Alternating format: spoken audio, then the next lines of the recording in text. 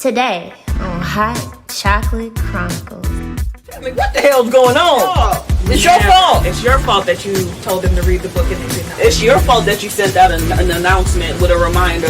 It's your fault. I want to talk about the education of my people. Are we losing them? Are we going to have doctors and architects and engineers before pandemic? Before pandemic. So you telling me there's just some BSers on campus? The things that my professors were saying when I was a student, I'm saying now. You are struggling because you lack application. I feel like it takes a village still. But we need to break some generational curses and start telling them God is love and He loves you. Hi guys, I just want to welcome you to Hot Chocolate Chronicles. I'm so excited. Why am I excited? Because I'm with my youngins today. You know, I've got Stephen Peoples Jr., Stephen T. Peoples Jr., I got Sara Tatum, and I got Megan Doldron. I'm so pleased to be with you tonight. Thanks for having Now, the things that they have in common and the things that you all have in common is you're all, first of all, belong to me. I'm your pastor. But I guess the second thing is that you're all adjunct professors at local colleges in the area. And so today we want to jump right in. And would you all like to leave your email addresses or places you can be contacted? Megan? Sure. Okay, where can you be reached?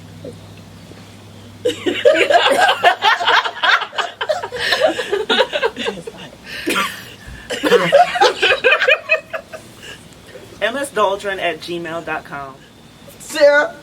I can be reached at saradtatum@gmail.com. I know that was a mouthful. That was. Okay, Stephen.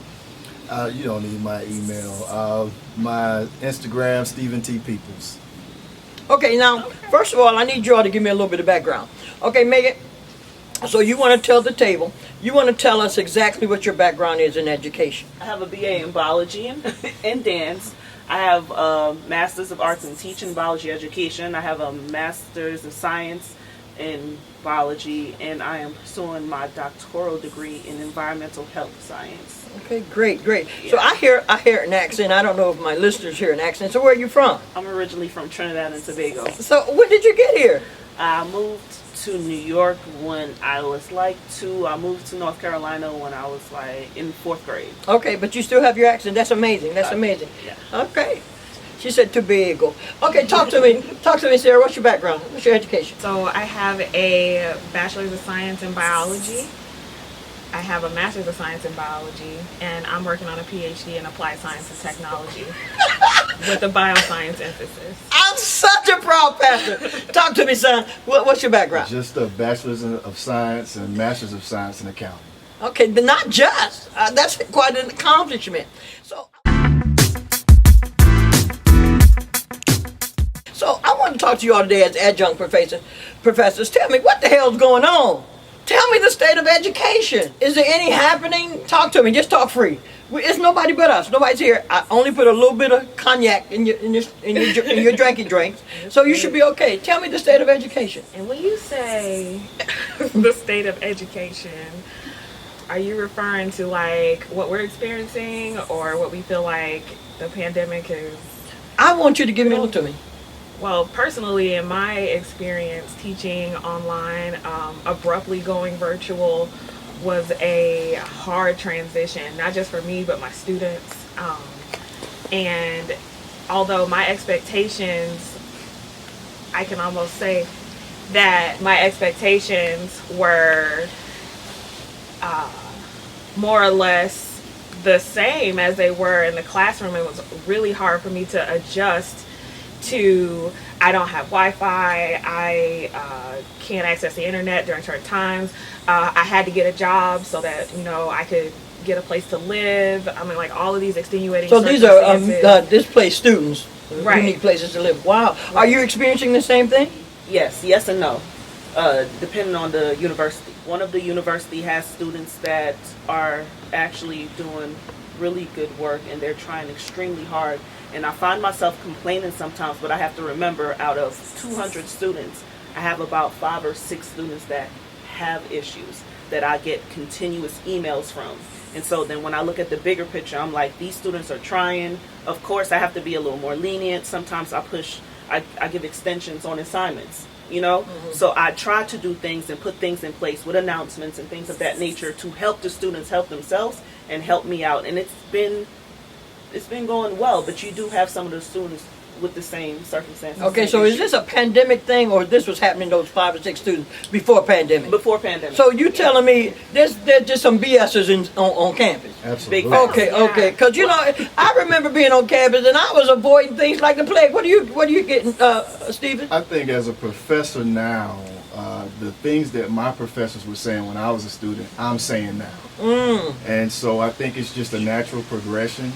I think the pandemic has kind of made things a little bit more noticeable, easier to complain about. But for the most part, the level of entitlement is still there, and the debate or the pressure to force students to be more work savvy, more studious is still there. So I just think it's just the times that we're in right now. I brought you all to the table because some of you are at institutions and some of you at other institutions, but they're all great institutions. But I want to bring it home just a little bit for me. I want to talk about my people. I want to talk about the education of my people. Are we losing them? Are we going to have doctors and architects and engineers and teachers that are qualified? And I'm not talking about for the pandemic. You all invited me on campus to speak to some students. And what I find is that they're not prepared for what's on campus. They're still looking for a high school experience. So have we failed our students in preparing them for a post-high school education? I absolutely feel like there's a whole lot more work that could be done on the secondary level, high school, even middle school. Having taught 8th grade math at one point in my career, I have seen where we have taught the students to the exam. The standardized test that they have to take and teach them to that, and they have no idea really of how to study. They just know how to do these particular problems and do well on this exam. Then they matriculate, go to the next level, take that exam, go to the next level, take that exam. And then college, where we just have however many exams your professor chooses to give, and they have no means or skill set to prepare. So they're not retaining anything. They're just studying enough to pass that test. Trying to memorize, and for the most part, it's still cramming. It's still cramming. God. They lack application. So my people just lack application. Absolutely. They can memorize everything and regurgitate it. But what does that mean? But what is the concept behind it? Right. How can you apply that? So when you leave my class and you go to Bio 102, you go to Bio 370, this should be the basic background information that you retain.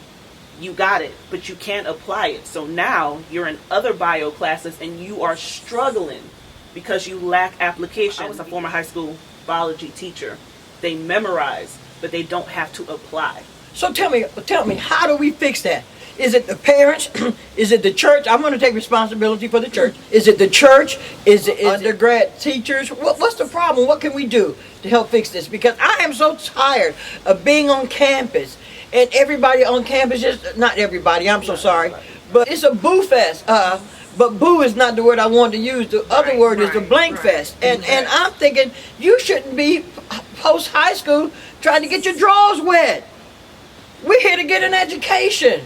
But if you're not, I'm not downing pledging or any other outside organizations or auxiliaries. But you're here to get an education. Have they forgotten that? Don't laugh at me. Because when I went to college, I was sitting to get a man. See, that's how long it's been. I think I didn't have a car. I had a horse and buggy. No. Okay. Anyway, that didn't work for me. Okay. What I'm saying is this. I'm saying, do they know what the hell they're doing on campus? What's the reason for you being here? What's your purpose? What can we do to drive that purpose home? I feel like it takes a village still. Like, it can't just be we got to college and now we have to try to mold this into a professional individual and send them out. This has to start at home, middle school, high school. It's got to start with parents, mentors, advisors, people in the community that recognize that they have the talent. So do my people trust any of those categories you just named? I mean, we were still running from the police. You remember the police was supposed to be community service. Now we're afraid. Yeah. So are we to trust mentors who seemingly sometimes rape us? But I think molest us? Right. Talk to me. That's real. I think one major term we need to bring up is entitlement. Okay, that's what Stephen said. Right. Okay. I come to your office hours, Mr. Peoples, Professor Peoples, excuse me, and Call me Doc. Call me Doc. Oswald Gabby. Call me Doc. Go ahead, girl. Professor Peoples, I'm failing. What should I do? Yeah. So when they bring that to me, that's probably one of the hardest questions to answer as an instructor, because you're trying to make the connection as to what they've done to this point to be in that position. So they don't come to you until it's AIDS. They don't come when it's Right. HIV. Exactly. Right. Exactly. Oh, I got it. So they come at the end of the process, and now your hands are tied. So you're dealing with a student where when you're in class and you're going over material, you'll cover a certain point and then you say, any questions? And you hear crickets. Correct. Then Wow. you go to a next point, any questions? You hear crickets. And so then you've gone through a whole lesson. You've got a quiz on the table. You go through an exam. You go through midterms. And then all of a sudden, a student appears and said, hey, I'm struggling. So what's your responsibility as a professor that you don't notice that they're struggling until then? You see, what I Talk to me. I see you can't get it out. did things a little differently this year. So Okay. Yeah. I went to my grade book midterm, and I looked for I students. like it. I like it. And this is difficult to do because I have 75 students per class. Uh-huh. I teach 5 different classes, 3 different universities. Okay, take off your cape. I see you. No. I That's see not you. even. That's just saying it's a lot. Yes. So I went through the grade book and I said who was doing really well at the beginning of the semester, and now I see a trail of zeros. Okay, I contacted students via email. I said, I'm concerned because you were doing really great at the beginning of the semester and you're not turning anything in. You know, if they had a 0 here and there, you know, sometimes we miss stuff, that's fine. But if it's like 3 or more, I contacted them. What I try to do now is I said, let me see how you do for the month. Okay? Let me see you put in some work. Let me see you stick to the due dates, do all of your assignments, and then I will meet you. Okay? If you put in that work for the next month, I will open up some assignments, no exams, some assignments that you missed so that you can get a good grade. I commend Megan for, I feel like that's above and beyond, and I feel like it comes from a caring Because that's place. not how you do your class. I'm not going to seek those that are failing, but if you come to me, I'm going to let you know why you're failing. But do you know in high school, they seek you out. They And do. so that's what they're looking for. They're looking for to be hold your hand through the entire process. Yes, absolutely. They're still looking for you to tell them where they went wrong and how can they fix it specifically, and where they can see the result. They have no idea that it's an independent lifestyle now. I mean, darn near want the professors to wake them up for class. Right. Yep. And I think that's the hard part for me. It makes me sad. You know, reaching out to students is one thing, and when you have so many, it's like, gosh. And I feel like I would have to reach out to 90% of them. Yikes. So Yeah. you're both teaching a major difficult subject matter, in my opinion. Sciences, biologies, and accounting. I was not good in math, so all of those areas frighten me. Did I pass in college? Did I do well? Yes. But I had to leave other things alone in order to do it. Right. Because I was there for an education. So I had to stop partying. I had to stop blankety-blanking. I had to stop blankety-blanking. And then I had to stop blankety-blanking. Yeah, the You know what I'm saying? blankety-blank. So Yeah. the blankety-blank gets you in trouble. Yes, it So does. are my people surrounded around the blankety-blanks? Yes.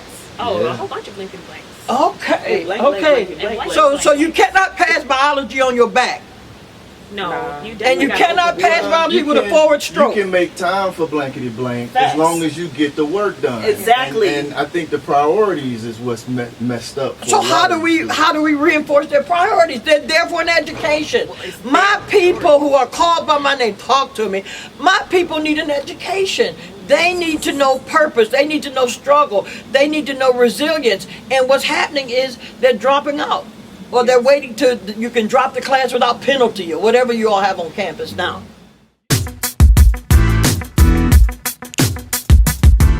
Accountability.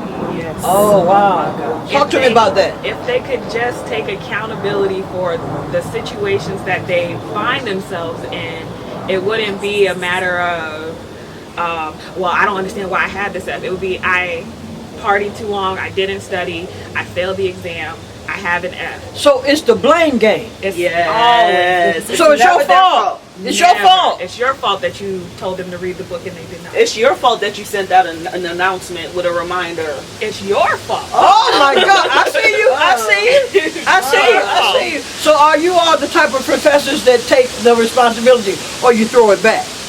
No, absolutely. I structure all of my classes so that everything that the student does or does not do has a direct effect. And I mean, like, that's everyone's class, right? But it's just, I'm not willing, and a lot of people aren't willing to bend to create a space for you to constantly be like, I'm not going to do this, or I'm going to party, I'm going to mess up, and I'm going to tell Dr. Tatum, oh, my tire blew out on the highway, I spun around in 3 circles, I was dizzy for 2 days, and I couldn't do my homework. Oh, so they really making up stuff. Like, I mean, they come with I it. broke my ankle, but I'll be in class tomorrow. I'll be in Oh class my God! Oh my God!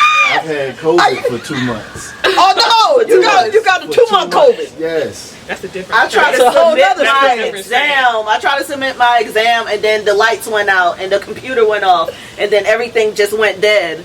How many grandmothers have some of your students killed? I mean, I didn't know they Four. had that. How many grandmothers can you kill? Like, how many grandmas did you have? Oh my God! So if you had an opportunity, and I know as the black professors on campus, I know your heart is there because I definitely am so proud of you, and I'm close enough to you all to know your heart is in education. Professor Peoples left a 6-figure job to go back and change his career to help his people. So are you tired? Or you still got a little smoke in you? No, I think I find pleasure and fulfillment in what I do. I mean, But can you find money in what you do, son? well, they don't pay well enough for that, but I don't look for it from them. You know, you've taught well in that regard as far as promotion coming from God and so forth and so on. So I no longer look to man to fulfill me. So in it's that darn area. near a thankless job. Is that what y'all saying? Absolutely. I mean, I won't say it completely though, because there are 1 or 2 students that'll shoot me an email or come by my office and tell me you were right, or I appreciate you pushing me as hard as you did. I mean, I've got a mentee right now who, when he first came into the university, I thought in my head, why are you here? Okay, Because it was clear the system failed him. They just passed him along. He had no skills. He had taken me for 1 class, dropped it immediately when he saw I wasn't budging. Took me again, made it through. I was proud of him then. Then he took me for the 2nd class, because I teach prerequisite courses. In the 2nd class, I failed him, and he was so shocked that I failed him. And I said, well, what did you do? And he was like, you're right. And he had to own it. Now he's making A's and B's. Oh, he great. contacts me regularly just to let me know, hey, this is what I'm doing. And I thank you for always being available and so forth and so on. He's not even graduated yet, but he's just on path to. Those are the rewards to what I do. Wow. I'm glad you're getting rewarded in some kind of way. I tell you, because what I'm looking at right now, I'm looking at the success rate of my people prior to the pandemic. Now I'm looking at it because during the pandemic and post-pandemic, and I'm scared. I'm scared that people are being matriculated or graduating that don't need to. That's my fear. Yeah. We outside and this thing is falling. Cover your. Give me some more cocoa to cover. I was like, Give me some more cocoa to cover. Sarah, will you do me the honors of uncovering the cocoa? It's just cocoa. You know. I think one of the things that you have brought into my life is just the ability to process, to not just think on it and keep thinking on it and keep thinking on it and then worry about it, but to actually process it to a conclusion. Yeah. Get a result. Tie a knot to it. And I think with the accountability piece, if you add that processing skill set, these students can do better than what they're presenting. Okay, so Dr. Tatum said accountability. What would you think? Absolutely, the ability to process. I think, because it's one thing to present them the accountability. I think you're stating the obvious when you tell them this is what you're supposed to be doing. I think the other part of that is because you're not doing this, this is the result. What are you doing in the interim that's producing this result? And then as far as what clarification do you need from me to get you back on that right path? Because a lot of times what I spend doing is just encouraging. Yeah. Wow, no, not too much teaching going on, just encouraging. Just encouraging. Okay, so what would you like to leave with people of color? Self-esteem. Oh my, self-esteem. Why so? Because they spend so much time when you're trying to help them fighting you, thinking that you are talking about them, talking down on them. You think that they're stupid, all of these things that they think for themselves. And when you're actually trying to help them, they can't see past that because they're so much in their head. Yeah. Wow. Yeah. And so I've been right all along. Yeah. They need to know that Jesus is love and he loves them. Big facts. Absolutely. Yeah. Because Wow. a lot of times it seems like their Wow. value It just keeps recurring. is based Repeat. on what others see. Yeah, Mhm. yeah. And so when you're in Yeah. the classroom and I'm trying to get them to ask questions, I have done rants where I'm just like, hey, forget what you look like. You know you need an answer. Ask me the question. Let's get this settled so you don't leave here with the wrong information and then take my exam and fail and then be wondering why am I not getting this. This a simple question. I don't care what it may sound like to your friends. They need the answer to the question too. Yep. So I'm encouraging them to ask the So they don't question. want to look stupid. don't wanna look Exactly. dumb. Exactly. And I had to tell them. But it is dumb for you to give your booty away or your body away when you're there for an education. So it depends on what's dumb. I mean, it's relative. our people are plagued with low self-esteem. And of course, the history of it, we understand where it comes from, but we need to break some generational curses and start telling them God is love and he loves you. No matter what you do, where you've been, where you come from, who you've done, he is love. You know what I'm saying? Facts. Because I do believe it would change some behaviors on campus. I do believe so as well. I believe it would change some things on campus. So what was your background? Were you good? Were you in high school, middle school? Did you have good grades? No. No. But you're working on your doctorate now. Yes. Yes. I know religiously I shouldn't be able to say it. I just need a top off. A mother needs to talk. Oh, that's enough. Okay. So you didn't have good grades? No. I struggled. I did not have the appropriate foundation, just moving as much as I did when I was younger. And so I struggled a lot with school. And it wasn't until I got to college, Dr. Renee Goddard, she would not give up on me. She's like, in class, Megan, you say all the correct answers. Meet me after class. We're going to rewrite your notes. I was like, rewrite my notes? She was like, yeah. And I was like, I want to pass. All right, cool. Let's go rewrite the notes. I was there every Friday rewriting notes. So you telling me, soon to be Dr. Doldron in biology, Facts. not in basket weaving. Facts. Dr. Doldron in biology had sucky grades in high school and middle school. Sucky McSuckington. Sucky McSuckington. You hear me? McSuckington she had.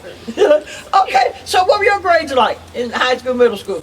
They were not sucky McSucky. She's saying something right now. They were not Sucky McSuckington. So what were your grades like, Dr. Tatum? I had good grades. Sure did. I had A's You really? and B's. I sometimes went to You school. suck. You know.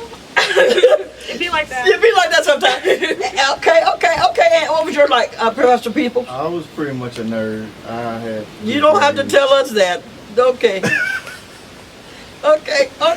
Yeah, I had good grades. I was what they call an overachiever. Wow.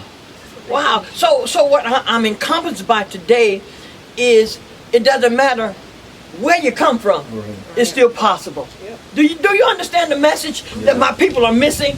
Do you understand that pulpiteers, pastors, teachers, educators, evangelists are missing the lesson? It doesn't matter what you've done. There's still time to redeem and to grow. Absolutely. My people are missing something. They're missing that pep talk that they need to have on a regular basis. Now, I commend you all because you're the reason I'm on campus. You've been asking me to go on campus for years. Dr. Allison Austin, another one of my youngest, suggested you got to get on campus. They need you. You got to get on campus. They need you. You got to get on campus. They need you. And by golly, they need me. Yeah. When I got on campus, I recognized the need. But what they needed more than anything else was a tender ear. You know, a tender ear. And so you all made that possible. So I know your hearts are in the right places. But I'm thinking we need to get together and come up with a structure that maybe can be shared with a middle school, because that's the crust of going to college, right? Middle school, some type of programming. Would you all be interested in that? To submit to some middle schools, say, hey, if we start here, these are some of the things we're identifying that our people of color are missing when they get on campus. Mine would be another drink, please. Okay, no. No, focus on yourself. Oh, that's good. Focus on yourself. Good. That's good, Dr. Tatum. If you could just stay in your lane and really just work on what's best for you, the distractions, you won't even notice that they're there. And then all of a sudden you have this degree that you can use. How about it? How about it? I would say believe in yourself. Believe in yourself. Believe in yourself. Focus on yourself. Believe in yourself. Yeah. You out there searching for people to tell you you're great. Like you said, you're great. You are beautiful. You got this, girl. You're fine. You this, you that. Believe in yourself. Know that you're smart. You're intelligent. You can do anything that you apply yourself to. Stop searching. Search from within in God. Big homie. Big homie. Okay. I guess I would say after they got that, go do it. Okay, go do it. Hold on, because they would translate that wrong. Say Well, that. I give the context. Okay. At the end of the day, it's like when you encourage them and then you tell them what they can do, then they wrestle in their minds with when to do it, how to approach it, and then they're second guessing their ability to do it. And it's just like you got to start somewhere. Yeah. And if you just waited till the day or the night before the exam to study, what result were you really looking for? Right. This is what I would say, and the same thing I say to you all, because I don't want them to think just because you all are still in school, working on programming, I don't want them to think that you all have already arrived. We're not arrived until we see Christ, until we see His face. So what I would say, don't give up. Yes, sir. Don't give up. It doesn't matter what it looks like. It doesn't matter what it feels like. It doesn't matter who's looking at you. It doesn't matter who's not looking at you. You don't give up. So if you put focus on yourself, believe in yourself, and just do it. No, that's Nike. Go do it. then I think all those things could work for the benefit. It's been such a pleasure, guys. I mean, I would chop it up with you all anytime. Would y'all come back and chop it up with me? Because, we want to talk about what happens in the bedroom. I got this sex talk question that keeps coming up in my DM. So last time I was on, I didn't have time to address it. But I need to talk about, is the DI a part of the DM? What? I think I got something here, baby. Is the DI a part of the DM? Or the DMV? Okay. All I'm saying